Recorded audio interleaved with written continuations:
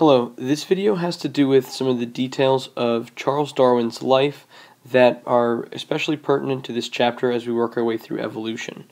For starters, our story here begins in the year 1831 when Charles Darwin is accepted to go on a voyage on a ship called the HMS Beagle. HMS stands for Her Majesty's Ship, so we know that he's of British descent.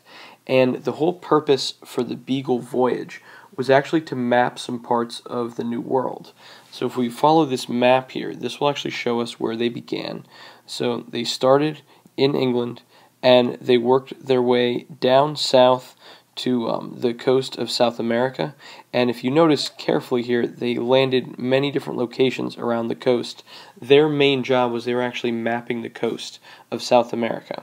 So they travel all the way around the coast, they hit the Galapagos Islands on the western side, and then they have the long voyage across the Pacific Ocean until they end up striking the islands off the coast of Australia, and then eventually working their way back to England via the Cape Town at the tip of South Africa, and then actually coming back across to South America in order to follow the trade winds back over to England. So it is possible to sail back up the coast, but in this case they end up sailing back across the Atlantic Ocean. So all told, this voyage actually ends up taking 5 years. There's two main reasons that Charles Darwin is appointed to go along on this voyage. The first one is that he's a naturalist, which isn't really a career that exists today. A naturalist would be sort of just like a general scientist at this point. He was good at things like geology. He was also good with identifying plant and animal species and like collecting them and preserving them. So one of the main things that Charles Darwin did along this voyage was he collected plant, animal, rock samples, fossil samples, all kinds of things that he would eventually like crate up and send back to England in sections. So it's not like he's just accumulating stuff over this 5-year voyage. There were places where they would dock and like resupply, and he would send some of his samples back to England at those times. The other reason he was included on this trip, which in my opinion is actually even more interesting than the first one, is that he provided intelligent conversation for the captain. So if you think about most of the people on this ship, most of them are sailors. They're people who are not terribly educated. It's going to be a 5-year voyage, and the captain was somebody from the upper class. So Charles Darwin is another educated individual for him to talk to. The captain on this ship was very interested in science, so it's part of the reason they brought Charles Darwin along, so he could find things when they would sort of dock and they would map part of the coast. Charles Darwin would go on land, and they would actually leave him for days at a time, where he would like hike along an area and then meet back up with them. So if you're thinking about it, I realize that they were thinking about this guy as just a scientist, but he was actually quite brave. I mean, they left him alone for long periods of time. He writes about his extensive experiences with like native people. He was actually a very good shot. He would shoot a lot of birds and bring them back and preserve them, send them back to England as samples. So he definitely had some serious adventures along this 5-year voyage. One of which was being in part of an earthquake. So he definitely has some interesting stories and some very interesting experiences that end up shaping his thoughts and his ideas later on once he gets back to England. One of the parts we're going to focus on primarily, though, are his times in the Galapagos Islands, which is a very small island chain off the western coast of South America. If we move this out of the way, we get our picture of our young Charles Darwin. You can see he's rocking the awesome mutton chops. Very different from like the old guy with the long beard as he's normally portrayed. So that's certainly him in his later years when he's like writing on the origin of species and doing some other things. But at this point, you got to think of young Charles Darwin on this great adventure on the HMS Beagle. Two of the things that he experienced in the Galapagos Islands that he's somewhat famous for, first are the finches. The interesting thing is he didn't identify these birds correctly. We'll talk about the guy who identified them more in a little bit when he gets back to England, but he gathered these samples of different birds. He actually thought they were all vastly different species, and it turns out that they're actually all very closely related finch species, but they had notably different sized beaks, and the sized beaks went along with the islands where he found them in the Galapagos. So some of them lived on islands where like food sources had like hard nuts or like hard shells around the outside of them. Those are the ones with big beaks. Others with thinner beaks were like picking their food out of certain plants like cacti and things like that, where they needed sort of a slender, long beak in order to pick insects, out of certain areas and things like that. So it comes down to their food sources ultimately, the adaptations of their beak. The other thing that he observed while on these islands were the Galapagos tortoises, which, as you can see from this picture, are absolutely gigantic, and they have different shaped shells depending on which island he found them on.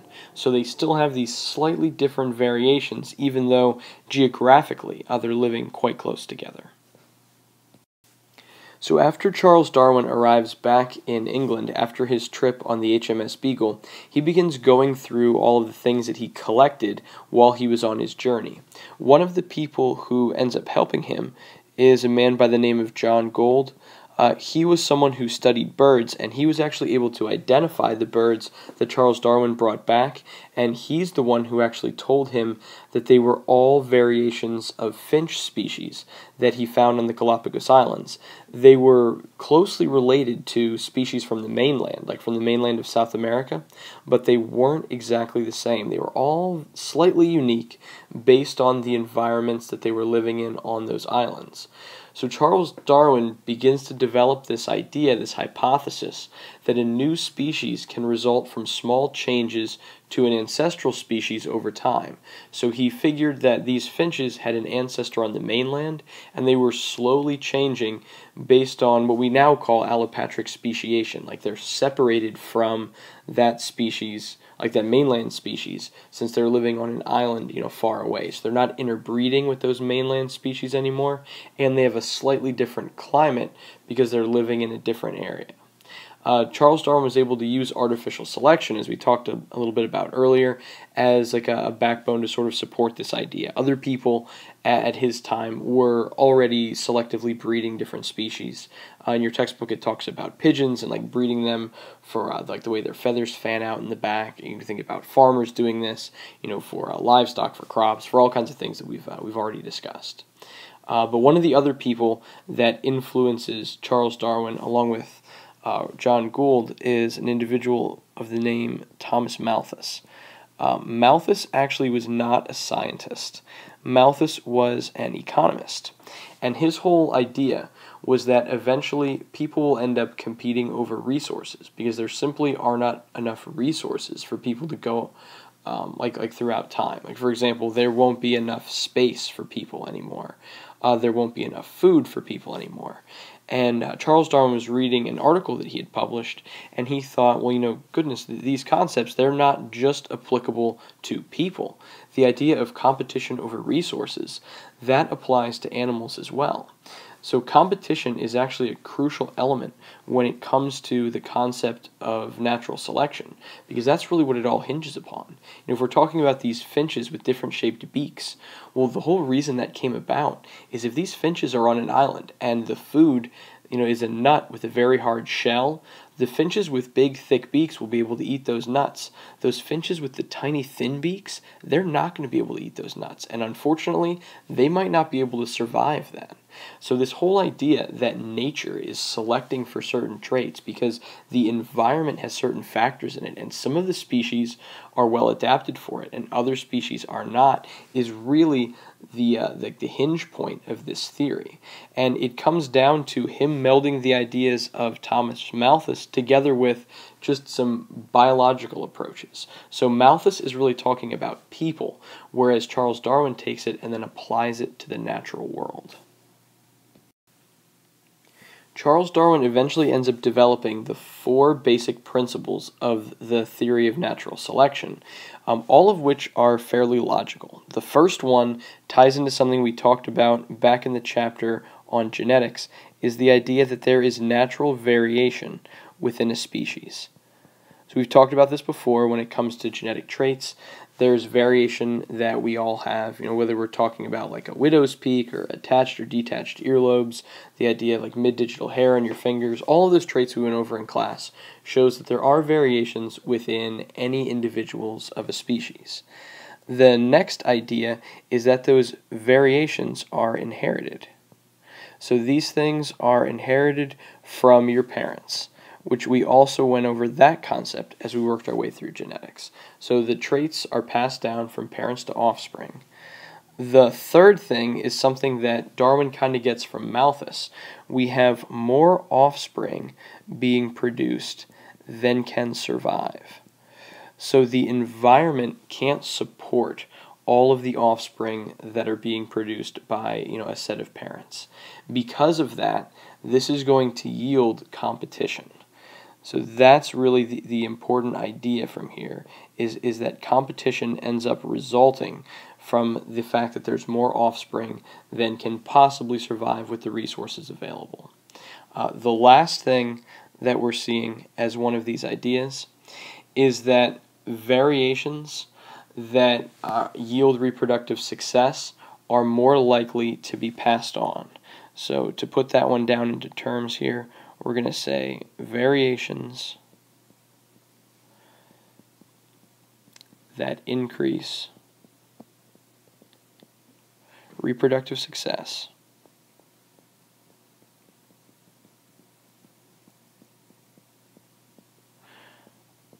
are more likely to be passed on.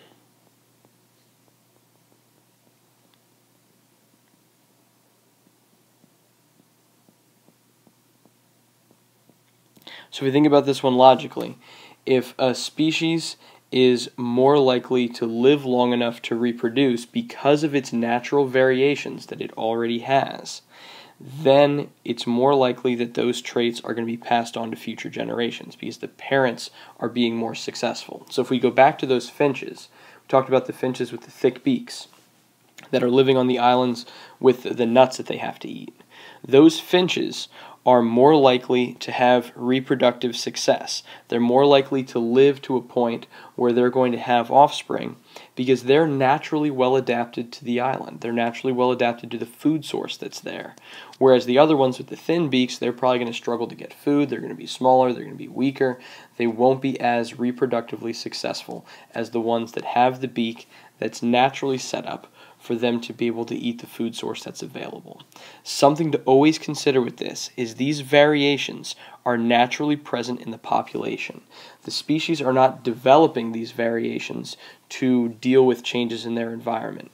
They're changes that are already there. They're things that are already present within the species that just happen to be an advantage in one particular scenario. So I know this one's getting a little long, but I promise you we're getting close to the end here. The last thing for us to talk about is Charles Darwin finally sharing his ideas. He was on that HMS Beagle voyage in 1831. Since it's a 5-year voyage, they were getting back late in 1836. He actually had his ideas on natural selection developed by the late 1840s. Here's the thing that makes the story kind of interesting. He waits to publish his results or to really even talk to anyone about them in any kind of official capacity until he receives a letter from a guy named Alfred Russel Wallace. Wallace was studying ideas similar to Charles Darwin. He was studying them on an island chain in Malaysia. And the interesting thing with Wallace is that Charles Darwin would talk to other naturalists and like other scientists. So Wallace was aware of Darwin and his research. He actually writes Darwin a letter about his idea that has to do with how species are changing over time. As Darwin's reading this letter, he realizes that Wallace is pretty much on the cusp of making the same conclusions that he came up with his theory of natural selection. So what he does is he contacts Alfred Russel Wallace, and they actually present in 1858 in front of what's called the Linnean Society of London. It's basically the scientific elite of his time would meet, and like they had groups where they would get together and present their findings. So Darwin and Wallace actually present these ideas together to the Linnean Society in 58, and then he publishes On the Origin of Species, which is his book on natural selection, in 1859. So he publishes that one a year later. As you can imagine, the main reason he held off on publishing his ideas is some of his thoughts were not very popular with the religious elite at the time. And Charles Darwin was a well-educated guy. He understood that there are scientists that have been persecuted throughout time. I mean, Galileo was put under house arrest for the entire remainder of his life because he would not recant on his ideas that the Earth was not the center of the universe. He said, the Earth isn't even the center of our solar system, let alone the center of the universe. He was saying, everything's going around the sun. And they said, no, that's not correct. You can't be saying things like that. And he was punished for his scientific findings, which end up being true. So Charles Darwin was aware of this, and he was hesitant. He was hesitant for a few other reasons. His wife was also, very religious, and he was sort of being respectful and cautious about, publicizing his findings because of maybe unwanted attention that it would bring his family. But really, Alfred Russel Wallace is the guy who brings about this change. If he hadn't contacted Charles Darwin, who knows if he would have ever ended up publishing on The Origin of Species, which is an interesting thing to consider. I know this has gotten pretty long already, but here's what I'm going to leave you with. Charles Darwin uses the term evolution once, and technically he doesn't even use the term evolution. He just uses the word evolved once in On the Origin of Species. Here is the line from the last page of the entire volume, of the entire work on the Origin of Species. It reads, "Thus, from the war of nature, from famine and death, the most exalted object which we are capable of conceiving, namely the production of the higher animals, directly follows. There is grandeur in this view of life, with its several powers having been originally breathed into a few forms, or into one, and that whilst this planet had gone cycling on according to the fixed law of gravity, from so simple a beginning, endless forms, most beautiful and most wonderful, have been, and are being, evolved." So he uses the term evolved once in the entire book, and it's on the final page. So that's something to keep in mind. Even though we oftentimes give him credit for coming up with the theory of evolution, he really came up with the theory of natural selection, which is then used to build into the theory of evolution. So I appreciate you hanging in with me and watching this one. I realize this got a little long. Hopefully you find his story as interesting as I do, and we'll talk about this one a little bit more in class tomorrow. Thank you.